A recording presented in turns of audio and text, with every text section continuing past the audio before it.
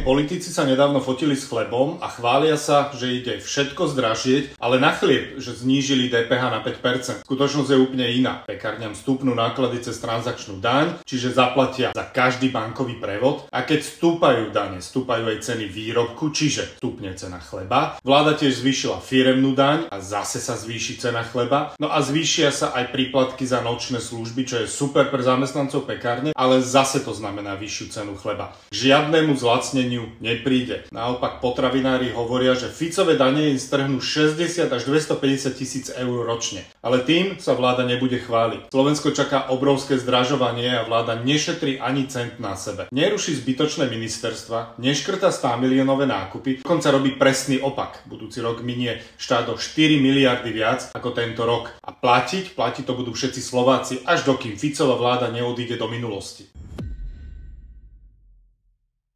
Tak dobrú chuť k raňajkám ešte prajem.